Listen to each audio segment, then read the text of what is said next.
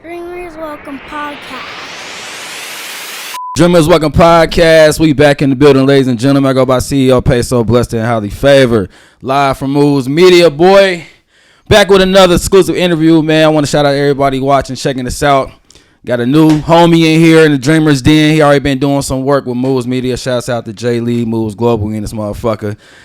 Checked out the project, checked out the video. I think you got on the porch out right now, right? Yup. Yeah. You got some other in the wordplay out right now. Yeah, okay. I don't think did I pay attention to that one? Oh, I did. That's when you did on the did you do that on the color backdrop? Or you did it in here? In here. Okay, bet. This one right here. Yeah, Yeah. But yeah, bro, he got a project that's out right now, man. Introduce yourself, man. Let's just get into the interview so these people who know you. My name's SKII, man, aka Drew though, feel me? But nah though, Drew come from Dayton, Ohio. 30-day grind coming soon, so feel me? We're gonna try to come correct with that for real, and really just get into it with what I done been through with trial tribulations last year for real. So it's really a good look into that for real. So Better say so 30-day grind, just give it a more in-depth reasoning of why you calling it that. And this ain't your first project, is it? Cause I seen some stuff. Actually, I seen some stuff on Apple Music. Am I tripping? It's on my partner. Okay. Shout out Johnny Walk. Actually got me to the music. All right. But 30-day grind though, when I was just going through a lot of trial tribulations. Probably I'm young, so this is the most adversity I went through in my life for real at this point. So I kind of been in the music. I love music for real. My big bro right here, so he big influence on that too. Period. So it's just being around it and just when I was down, I was playing a lot of music and I just wanted to get it out. What I had, my feelings, to get that out. Just like, artists, how they got a canvas, just playing words, behind the beat, really.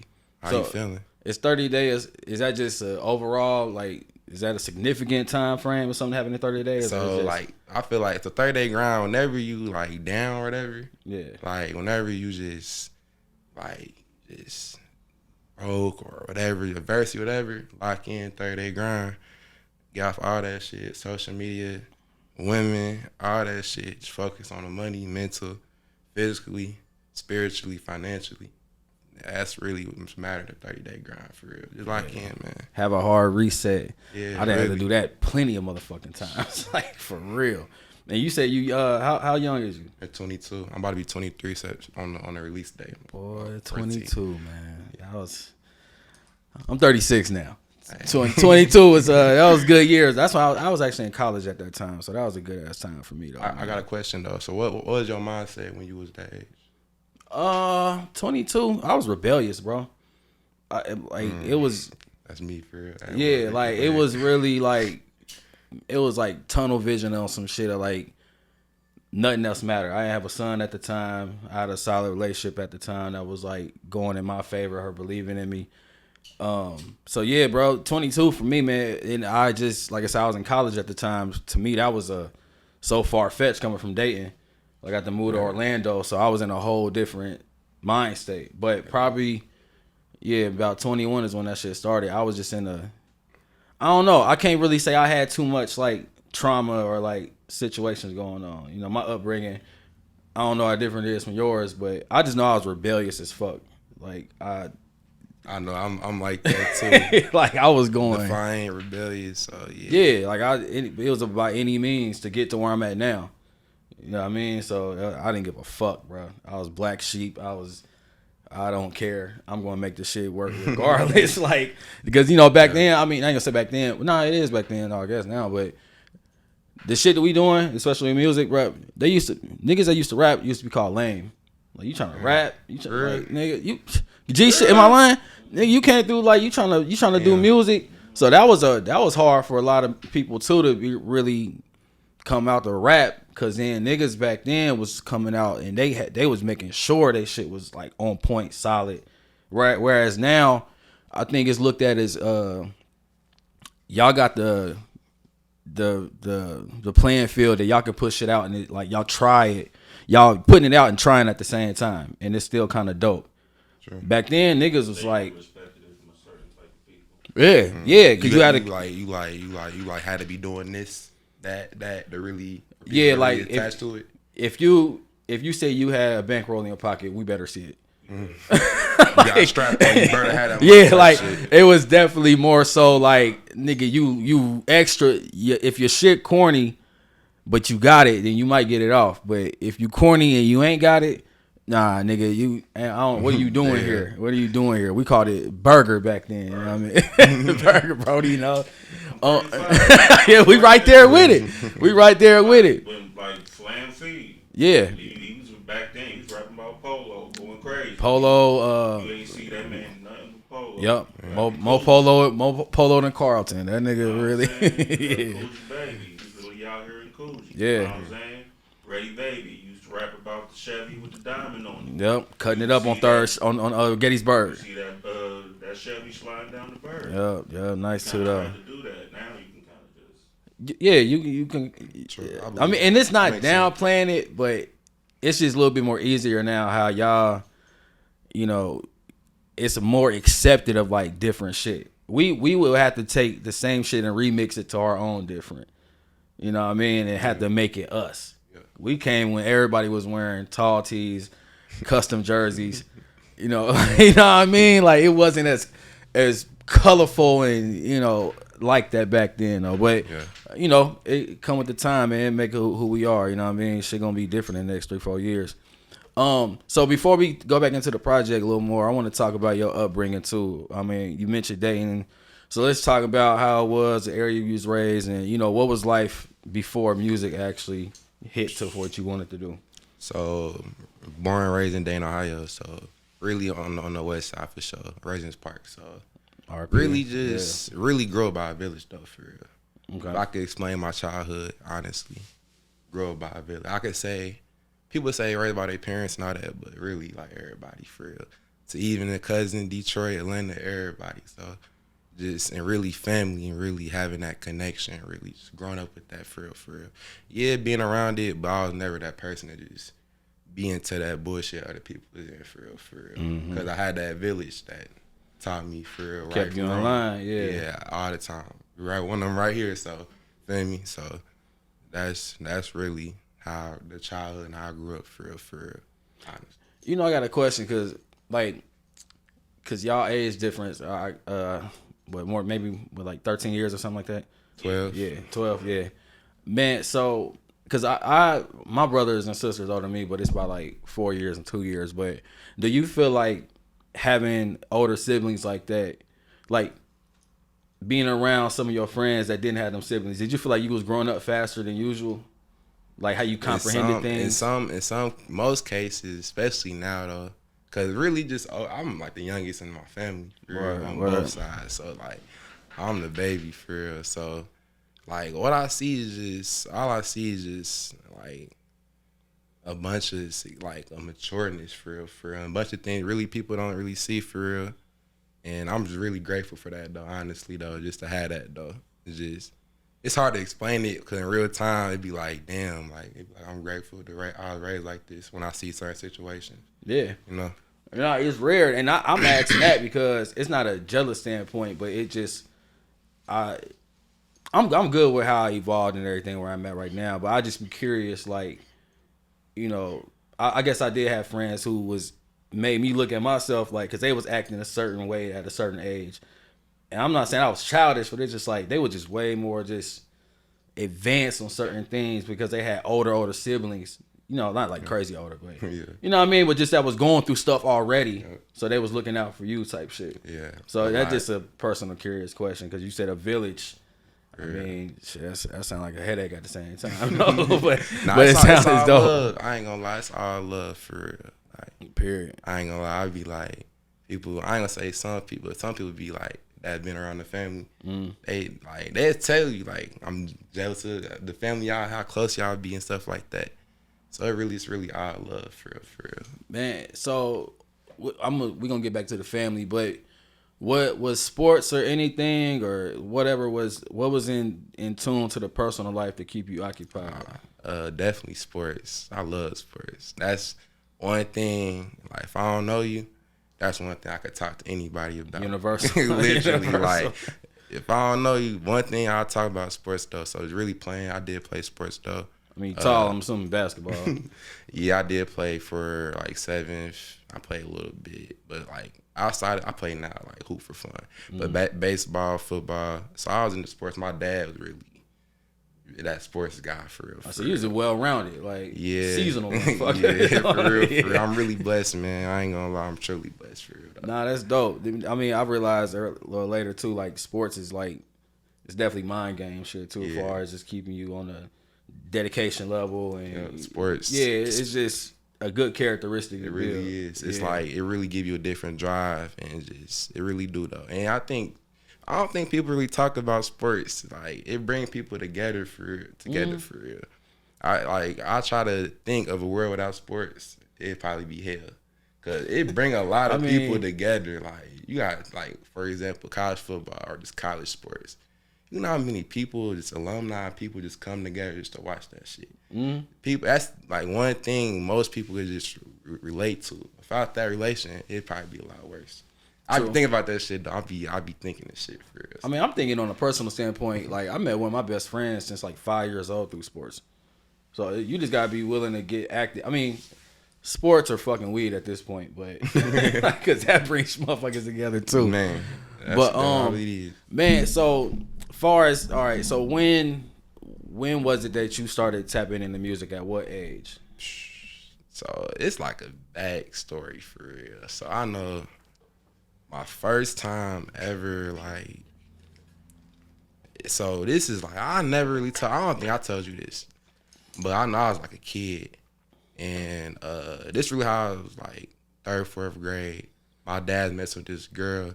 She had a son, so he gave me like a verse. I was over there for like over their house for like a weekend. He gave me like a verse to rap. I took it to school like 3rd, 4th grade and started battle rapping people. Then like with the same verse. Same verse, but after that verse, I kind of switched it up for real, put my own taste into it. Yeah. But people was fucking with it, but I was really battle rapping people 3rd, 4th grade, but I was really cussing for real. I was really cussing a lot. So, but I stopped doing that. Then I think my first time recording was like on some bullshit, like freshman year. It was my. That's like. Well, it wasn't my 14, freshman year. 15. It was my partner's college freshman year. And I was up there right state, and somebody just put up a beat, and then we just started recording and shit like that. But what really, really got me into it was my boy Johnny Walker, for real. Because he been into it for a long time. And I was going through that process, all that stuff. I was really last year, for real. All that I was going through. So now I was going through that. Me and him, we went up to Michigan. Like, to get some, feel me? So we go up there, and we like, you turn on the beat, we just freestyling the whole time, like, and like we making songs, like I'm like, cause he been doing music and he be trying to get me into it, cause he know I love music and shit. So like we was freestyling, I'm like, bruh, we gotta me like in the studio. He got his own studio over his mom's house and shit. So we go over there and we just. So the first time we did it, I did one song, I was just not fucking with it for real. Like 2-3 weeks later, we did it again. Then it was like, yeah. So then we came out. We figured to call the first project Life, as you see now. It's spelled a certain way though. It's Life 1, Life 2. Then Life 2. Yeah. So like we just decided to call it Life because we were just going through life for real. That's really how it all started for real. And like we were just talking about a bunch of stuff that was just going on for real. Period. Yeah. Man, you said that he been trying to get you to do music. So what was the hesitation on really going full throttle on it though? It really wasn't. I ain't gonna lie though. Like music really a hobby though for me for real. I ain't gonna lie. So like, but he did really push me to doing it though for real. Cause like he taught me how to record record. Cause I was like, this shit, like what the hell? But he's like, once I figured out how to do it myself and all that shit, I really got into it. And just seeing people fuck with it for real. But I knew it was for me at the end of the day. But people fucking with it and telling me like, feel me, keep going type shit, that made me want to keep going for real. I ain't gonna lie, bro. People who look at it like a hobby is the ones that blow. I ain't gonna hold you. It be them one like I didn't even really like that song and dead ass. I didn't heard so many stories of that shit, bro. And just end up just taking off some shit. I mean, hey, whatever floats, man. Shit, sure. But go for it. So how was the embracement? Like I went back to the family and everything, the support system. How was it when they started seeing you do music, or did they still see it as like a hobby type thing? They don't really see it as a they fuck with it. My cousin Sly, shout out Sly, God, shout out Sleazy man, shout out Sly though. He really keeping me going though. Honestly, real shit though. Like he probably one of the people I say the most that just pushing me, and they all support me though. So having that support system definitely keeping me like, man, I keep doing it. Nah, and I asked that because like it made me think back like my grandma, like I set up a booth in the garage, and if she didn't support me with that, I probably would have never started doing music. I mean, well, I was engineering and shit. I never rapped the fuck no. But but that's why I'm just saying, like, man, you know, just the support that you got, like I said, like I think that really helps into like keeping you want to do music, especially not making it a hobby no more. Because at some point, I will say you are gonna have to like start like full throttle on this. Like. Yeah, I know. I ain't gonna lie. I know I'm pushing it and moving like it's like I'm doing it for real. But another reason why, like, I ain't gonna lie to like my partners and stuff, they be getting me mad for real, cause they be like, I be telling them like, bruh, stuff I'm doing, I be like telling them, I've been telling them before I even started doing it, like, bruh, do this. So I be like, it's like I feel like I'm just showing people too how to move with it in a way. Mm-hmm. And also to go back on what you said about the support thing, I never really when me and Jay Moves dropped the first open mic drop. I honestly I don't think much of myself for real. I'm pretty humble, so I don't think much of myself. I didn't think I was gonna get that much support for real. So I was really grateful and humble. It's just like, damn, if people fucking with this shit for real. So yeah, I mean that's really a driving factor. Like you get a taste of that. And I can tell you smart enough and like humble. Like, I got a problem with that being humble too, but you acknowledge the fact like, oh shit, like this shit ain't whack. Right, like you really fucking this shit. Like yeah, like I went through that shit a few times with it. So I get it. So far as like your style and like what you choose to flow about, because my bad, I got it in my notes. New Way single. Well, I think you got the video to that, right? Because I watched that too. Yeah. So, like, all right, y'all called the first projects was technically ain't your first project, but Life 1, Life 2. Like, do you feel like you'll be at a point to where you didn't rap enough about like it seems like your music is as far as like your life and you know what you went through and what you going through. Do you ever feel like, I guess like you'll run out of something like what you flowing about or whatever? Am I what again? The last part of the question? Like, far as what you flowing and rapping about. Am I flowing rapping? Yeah, about? I mean, not to say like people gonna get tired of it, but it sound like I said, the first project is called Life 1, Life 2, 30-day grind. This is different for sure. Okay, you get what I'm saying though? Yeah, I'm with you for sure. Right. This is definitely different from the other two. It's just all me. So yeah, I feel like I'm in a lot of different lanes for real. I feel like one of my inspirations for sure, Larry June though. I ain't gonna lie, I just got in tune. Big bro put me on. So bruh, you probably been rocking with for a minute though, right? For a minute, yeah. I've been to like 3 concerts, been collecting the vinyls. Because when I got shout out to June, man, for real shit. Because I got here to him, it was so long ago. I'm like, why this nigga rapping with letters to his head? When I first heard him, I was like, this nigga can't be serious. No, yeah, it was. Like, ain't no way in hell. So then I just kept listening to more. Like, oh no, this nigga. I ain't gonna lie, because this last project he just put out, I tried that out. I'm like, this shit flow, it's smooth. Yeah. Then my one nigga was like, bro, you listen to Larry June. It's like, nigga, I feel like I got good credit after listening to this nigga. so I fuck with you, Larry. Yeah.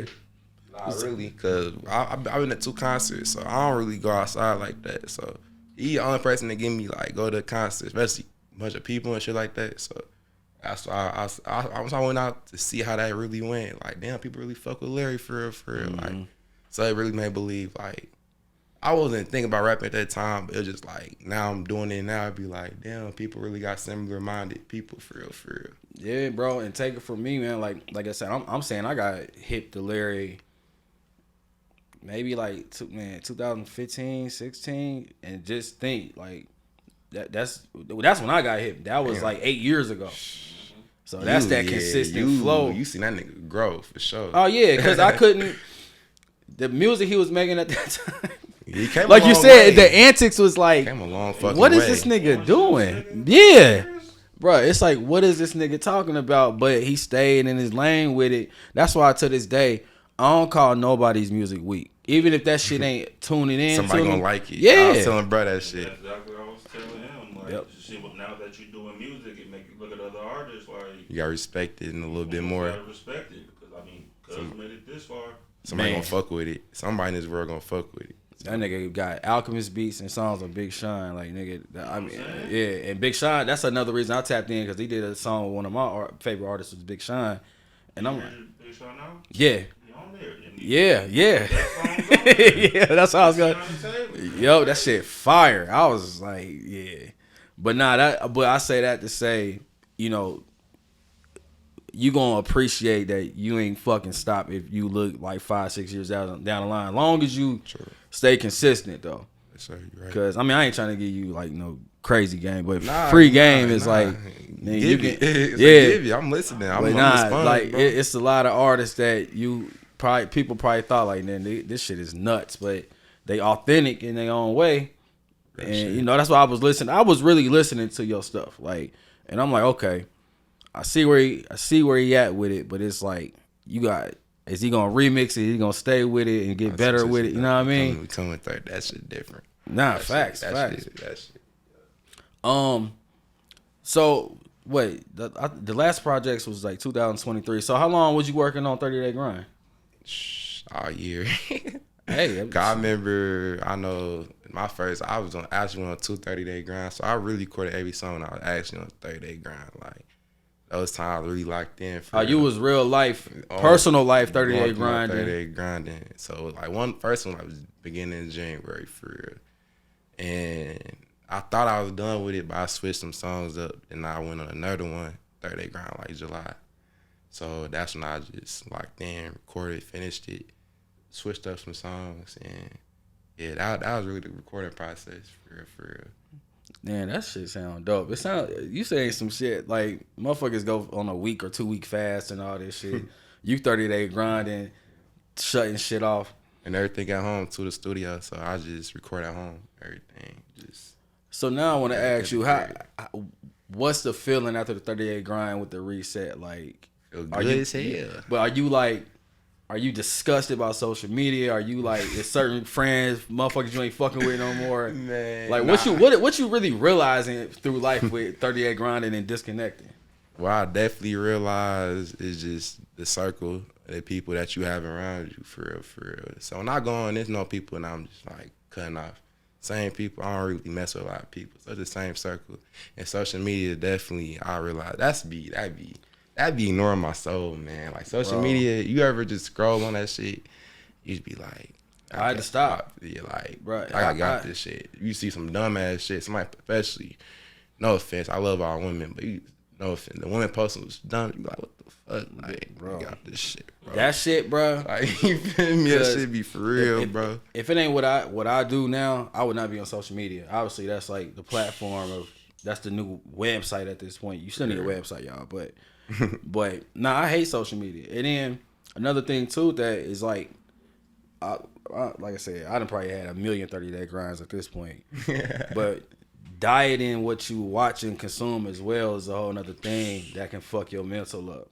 Cause this motherfucker powerful, man. People don't understand that shit. That scrolling shit will fuck your brain up. Bro, for you, at your age, for you to know that, like a lot of motherfuckers be like, you know, health and wealth and they talking all that energy shit. But for you to, you know it to apply it, this shit real. Cause I tell you what, I didn't really have that at 22. I was like a more head first, just like, man, I'm just gonna do it and take whatever come with it. I didn't know too much about law of attraction and like attracts like it, you know, health is wealth, mind over matter. So I didn't have no big homies telling me that. I was just doing trial and error. That's why it's a blessing that you got older people. That's why I was really getting at. I didn't really have the words for it, but for you to have people to teach you these things, because everybody be like, you know, knowledge is power, you know. But don't be doing it in real life. Law, really energy attracts. It just sound good. Fuck out of here, nigga. Real, like information ain't shit if you ain't applying no action behind it. Real fucking. Like, like nah. I went through it, bro. Trying to text the most healthy stuff, but got the most toxic minds. Man. Post the most toxic shit. Yeah, so and trust me, bro, I don't never get like. I mean, I get like this on podcasts, but with people that I feel like absorbing it, because, bro, it's real, and I can honestly say, nigga, look, I'm down there like 20 years in, just chasing the dream. Period, man, bro. Trial and error, L's stand for lessons, and nah, you know what I mean. But I see you got like a good mature mentality with you, and I unknowingly start becoming a fan. I'm like, oh, okay, homie, dope, because you rocking with Jay on some shit. I tap in because we partners. So it's like, stay tunneled, bro. Stay tunneled with that shit. That's why I'm like, that hobby gonna be a nice hobby until a nigga you gonna have to run it up. 30-Day Grind is out right now, man. What's the biggest part that you want people to like take away from this when they hear it? Like, what you want people to walk away and learn about it?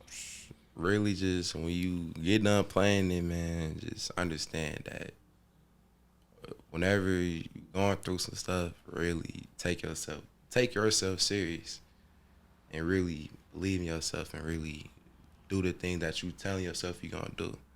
Don't really be on, because I be doing it to myself too. I be lying to myself. I be bullshitting. Everybody bullshit with themselves, so I bullshit at times too. So it just be like, whenever you get done, just really be serious about yourself, and really feel like you need to go on that 30-day grind after playing that, then get on that 30-day grind for real, because it's really gonna come pay out at the end of the day. Period. At the end of 30 days, for real. You're gonna feel better. If you don't feel better, go another 30. Make it 60. Make it 90. Yeah, make it 120. Facts, you feel yeah. me? So really, that's just really, I'm saying, just stay focused for real. And really, all the bullshit don't matter. For real, you know. Whatever you got going, focus on that. So before we wrap, I ask everybody this. You might have answered it already, but what's a good quote or a piece of advice that you live off of? Damn, it's a lot, for real. No, ain't no wrong answer, but a quote, or just a piece of advice, just whatever that's just stuck in the back of your mental. I really like what you said, 'cause I really use that a lot. That like every L, it's not a loss, it's a lesson. It's a lesson, yeah. At the end of the day, for real. And once you understand that, for real, things would be not a lot easier, but you'll have a lot of good understanding on things, for real, honestly. And I think that's what I go by a lot, yeah, I mean, it's self-explanatory. It's just it make what might feel like a defeat just turn into like, just don't let it happen again. You know what I mean? Or just learn from it, or just building from it, though. At the end of the day, got to. Yeah. Man, 30-Day Grind is out now. Make sure y'all go stream it. We got some word plays that's out right now. Music videos out right now. And, man, it's Dreamer Welcome Podcast. Y'all keep dreaming. We out. Dreamers Welcome Podcast.